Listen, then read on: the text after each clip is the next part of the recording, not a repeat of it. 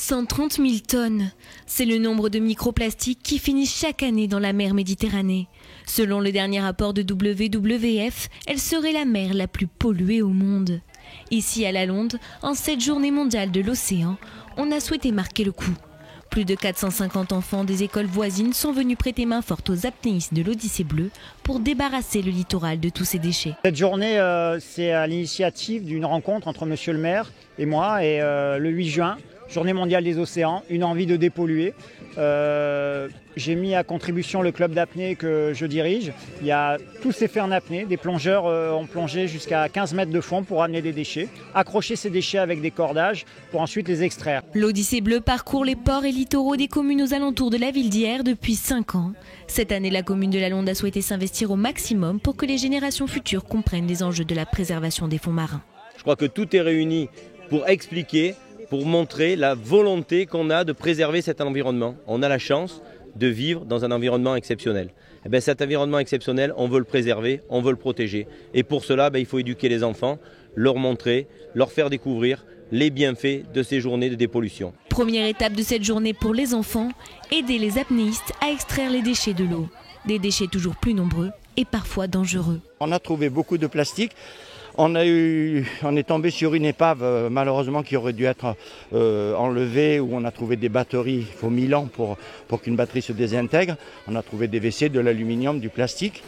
Il y a le moteur, les réservoirs avec du gasoil encore à l'intérieur, donc on a fait attention lorsqu'on a remonté tout ça de ne pas déverser ça dans la mer.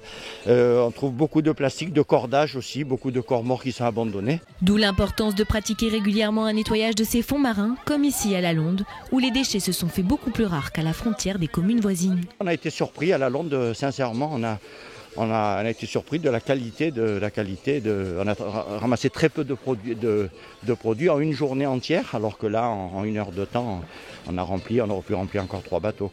Mais c'est avant tout sur les réflexes de chacun qu'il faut pouvoir compter. Ne pas jeter des déchets sur la plage, dans les cours d'eau ou dans la mer. Un automatisme qui doit s'acquérir dès le plus jeune âge. C'est un travail à faire.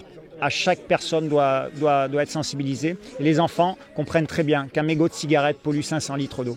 Donc l'avenir, c'est eux. Et donc il faut que chaque citoyen se relève les manches pour éduquer ces jeunes afin d'avoir un environnement plus correct à l'avenir. Après cet épisode de dépollution, ce sont des ateliers de sensibilisation qui sont venus compléter l'éducation de ces enfants.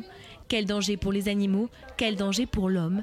Des informations auxquelles n'ont pas toujours accès les plus petits et auxquelles ils ont su être très réceptifs. On a appris à soigner la mer, à ramasser tous les déchets et ne jamais les jeter à la mer.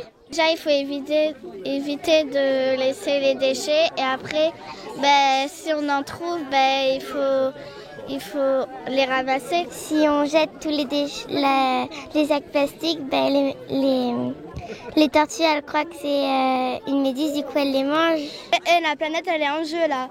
Parce que c'est dangereux. Là, les poissons, ils mangent du plastique et nous, on en mange du poisson et on mange du plastique en gros. Une mer vitale qui fournit 50% de l'oxygène que nous respirons. C'est pourquoi il est important de prendre conscience que des gestes simples effectués aujourd'hui pourraient peut-être sauver notre planète demain.